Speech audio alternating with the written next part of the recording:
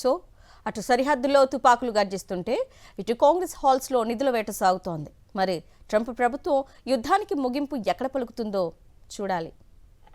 మిగతా వార్తలు చూస్తే పశ్చిమాసియాలో ఉద్రిక్తతలు తారాస్థాయికి చేరుకుంటున్నాయి.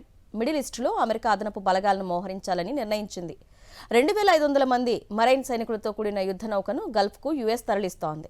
ఇరాన్లోని ఖర్గ్ దీవి, హర్ముజ్ జలసంధిలను స్వాధీనం చేసుకోవాలని అమెరికా వ్యూహాలను రచిస్తోంది. ఇరాన్పై పరిమిత భూతల దాడులు దిశగా అమెరికా అడుగులు వేస్తున్నట్టు కనిపిస్తోంది.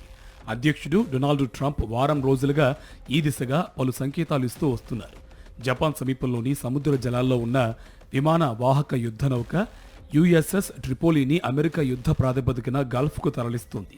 31వ మరైన్ ఎక్స్పెడిషనరీ యూనిట్కు చెందిన 2500 సిబ్బంది అందులో ఉన్నారు. దీంతో ఇరాన్పై ఇజ్రాయిల్ అమెరికా పోరు తారాస్థాయికి చేరుతున్నట్టు కనిపిస్తోంది.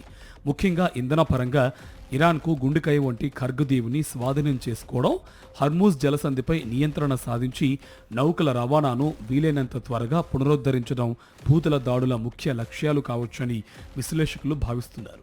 ప్రపంచ చమురు రవాణాలో 20% వాటా ఉన్న హర్మూజ్ను ఇరాన్ మూసివేయడంతో అంతర్జాతీయంగా కల్లోలం రేగుతుంది. అమెరికా దాడుల్లో ఇరాన్ నావికా దళం చాలా వరకు బలహీనపడిపోయింది కనుక తక్కువ రిస్క్తోనే హర్మూజ్ను ఆధీనంలోకి తీసుకోవచ్చు అన్నది ట్రంప్ ఆలోచనగా తెలుస్తోంది. దీంతో పాటు ఖర్గ్ దీవిని కూడా స్వాధీనం చేసుకుంటే ఇరాన్కు కోలుకోలేని దెబ్బ తగులుతుంది. ఇరాన్ చమురు ఎగుమతుల్లో ఏకంగా 90% ఖర్గ్ నుంచే జరుగుతాయి. ఖర్గ్ను ఆధీనంలోకి తీసుకుంటే హర్మూజ్ గుండా నౌకల రాకపోకలకు అంగీకరించేలా ఇరాన్ను ఒప్పించవచ్చన్నది పెంటగాన్ వ్యూహకర్తల భావన. అంతేగాక ఇరాన్కు ప్రధాన ఆదాయ వనరైన చమురు ఎగుమతులకు చెక్ పెడితే దానికి యుద్ధాన్ని కొనసాగించలేని పరిస్థితి తలెత్తుతుందని వారు అభిప్రాయపడుతున్నారు. భూతల దాడులకు దిగే పక్షంలో పనిలో పనిగా ఇరాన్ చేతుల్లో ఉన్న 450 కిలోల పైచెలుకు శుద్ధి చేసిన యురేనియం నిల్వలను కూడా ఎలాగైనా స్వాధీనం చేసుకోవాలని అమెరికా తలపిస్తోంది. తద్వారా ఇరాన్ అణ్వస్త్ర కార్యకలాపాలకు శాశ్వతంగా తెరదించవచ్చని భావిస్తోంది. కానీ అదంతా తేలిక కాదన్నది నిపుణుల అభిప్రాయం.